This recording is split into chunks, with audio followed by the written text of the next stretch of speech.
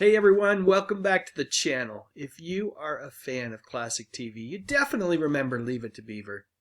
And if you remember the Beaver, then you absolutely have to remember his best pal, that apple-chomping, trouble-prone, but always lovable Larry Mondello, played by Rusty Stevens. Larry was a huge part of the show's early charm, but then, partway through the fourth season, he was just gone. For years, the reason why Rusty Stevens left Leave It to Beaver was a bit of a Hollywood mystery, with some conflicting stories floating around. Today I'm going to talk about those stories, and hopefully, between all of us here, we can figure out what really happened. So Larry Mondello was the classic best friend. And as best friends often do, he'd lead Beaver into sticky situations, or at least be right there with him, usually munching on that apple or some other snack. A healthy snack, mind you. Rusty Stevens played him perfectly, and his sudden departure left a real hole in the show for many fans. So what are these stories that I'm talking about? Well, for a long time, one of the most prominent explanations came from none other than June Cleaver herself, the wonderful Barbara Billingsley. Barbara, in several interviews over the years, suggested a pretty straightforward and frankly classic Hollywood reason for Rusty's departure. She said that Rusty was let go because his mother was, to put it politely, a bit of a handful for the show's producers. You know the type, the classic stage mother. According to Barbara, Rusty's mom was supposedly very demanding and caused a lot of headaches for the people in charge. In an interview that you can find right here on YouTube, she mentioned that Rusty's mother was frequently in the producer's office making all sorts of demands, and that unfortunately that led them to decide to write Larry out of the show.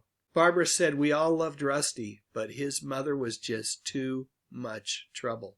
Now that version of events, coming from someone as respected and involved as Barbara Billingsley, held a lot of weight for many years, and it painted a picture of a talented kid caught in the middle of adult problems. However, Rusty Stevens himself has offered a very different take on why he left Mayfield, and his story paints a picture not of a pushy parent, but of a kid who just wanted to be a kid.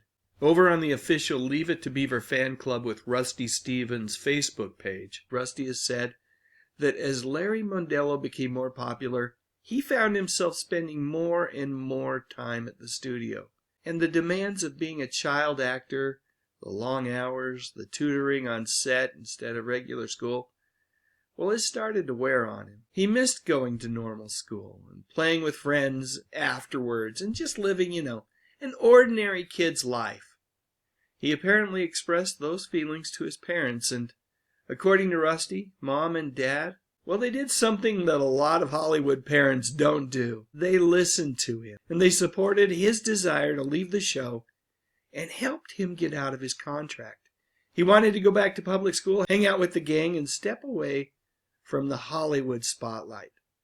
So we have two pretty different stories here. On one hand, Barbara Billingsley, an eyewitness to the studio environment, suggests that Rusty was fired due to his mother's difficult behavior. On the other hand, you've got Rusty, the person at the center of it all, who says he just wanted out to reclaim his childhood, and Mom and Dad, well, they made it happen. So who should we believe? Well, it's easy to see why people would take Barbara's account at face value. She was there. She was a respected figure, and the stage mother narrative is a familiar one in Hollywood.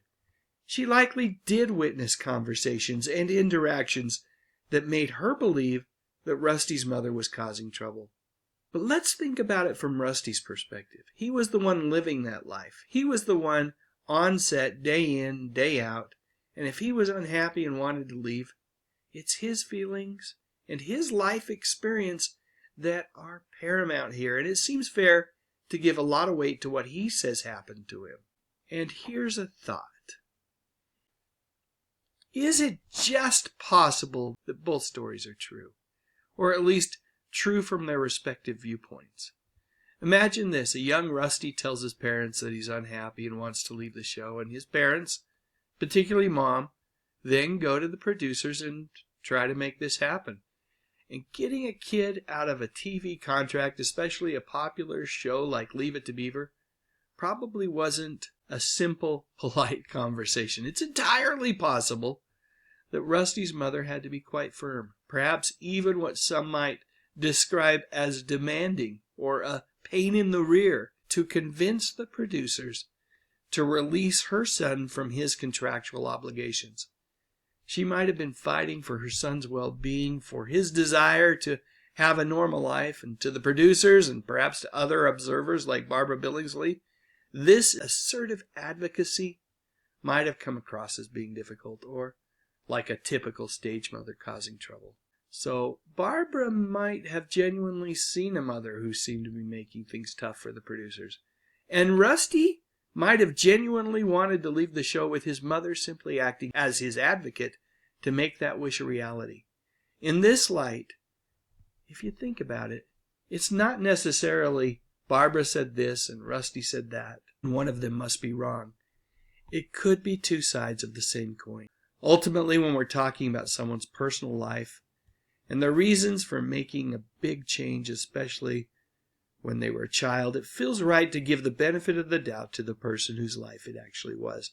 Rusty Stevens wanted to return to a normal childhood, and he got that wish. He went to a regular school, and by all accounts, he lived a much quieter, more private life after leaving Leave It to Beaver. And he even returned on his own volition for some appearances in the new Leave It to Beaver years later. Perhaps the real story isn't about a stage mother at all, and I love this, but about a family that prioritized their child's happiness over all the trappings that come with Hollywood fame. And maybe, just maybe, the trouble that Barbara Billingsley remembered was simply a mother fighting for her son. And now for something only semi-related. Why doesn't the beaver ever learn his lesson? He has often taught his lesson. He promises to remember his lesson, but the next day he's forgotten his lesson. Is he deliberately ignoring his lesson? Not exactly. New evidence suggests that Beaver's lesson enters one ear, floats around his head for a few seconds, but avoids having any contact with his brain before exiting out the other side of his skull. Oh, so that's it. Learn your lesson. Watch Leave It to Beaver, weeknights in TV Land. I hope this will be a good lesson to you.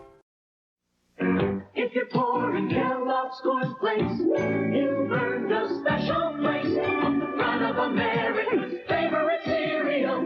Sit down to a familiar face, the face of a Kellogg cornflake lover, the face of America too. When you sit down to America's favorite cereal, the face on the package is you. So sit down to a familiar face.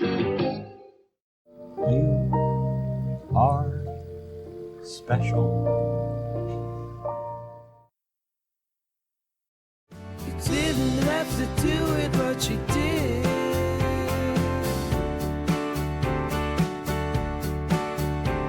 So thank you very much for your support, for your support, for your support. Thank you very much for your support. Click on that thumbnail cause it's time to go. Dave's got the classics, let the memories flow. TV shows and movies that we all hold so dear. On his YouTube channel he's keeping memories near. Dave Sundstrom, bringing back the good stuff, oh yeah.